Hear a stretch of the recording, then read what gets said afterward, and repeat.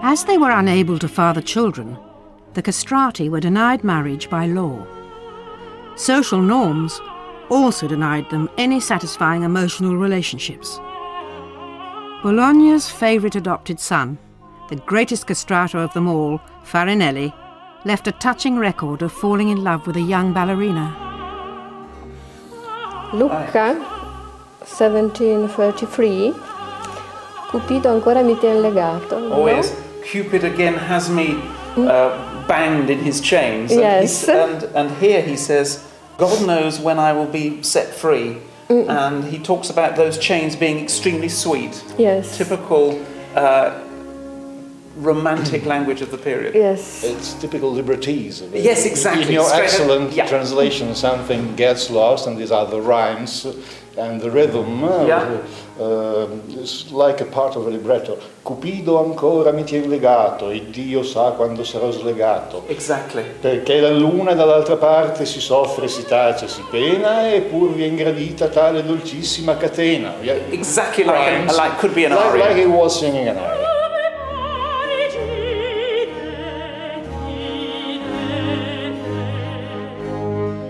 He was unhappy in Italy, in Bologna. Really? Yes. He was unhappy here? I think so. Because he had no power? Yes, and he was alone. Yes. Even if the villa is always filled with people. Yes, visitors. Visitors, relatives, friends, yes. But he was alone.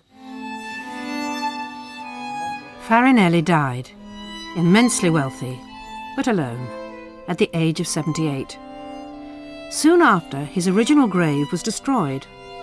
Although his great-niece arranged a reburial, nobody knew where this new grave was. Until recently, when a remarkable discovery was made in a Bolognese cemetery. Ecco la tomba. Oh, there he is. My word.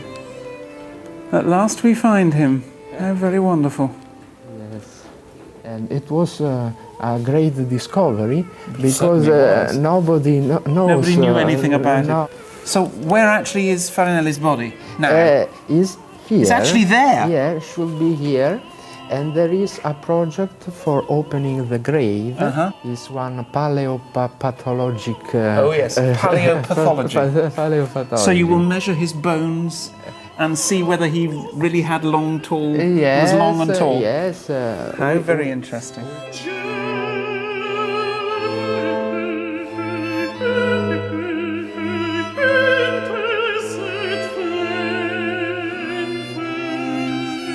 Well, the castrati in the 18th century was so successful on the opera stage, but there wasn't room for all of them. There were so many that a lot of them found employment in the church.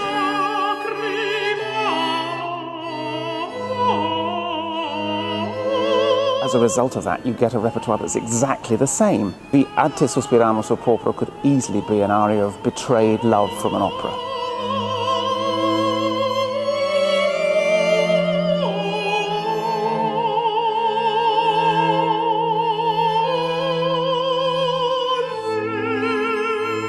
The Catholic Church's ambiguous attitude to castrati continued throughout the 18th century. In 1748, Pope Benedict XIV considered banning them completely, but didn't. Castrati was so popular, they were the major reason why a lot of people came to church at all. So he realised that no castrati, no congregation. And this extraordinary seductive voice still fascinates today.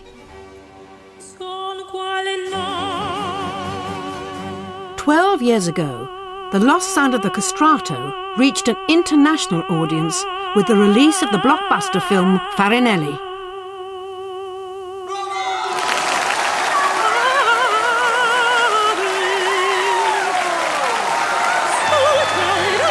The film had to convincingly recreate the voice of the world's greatest castrato. To do this, scientists at IRCAM in Paris painstakingly spliced together the voices of a soprano and a countertenor, giving the higher notes to the woman's voice and the lower to the man's. But how successful was it?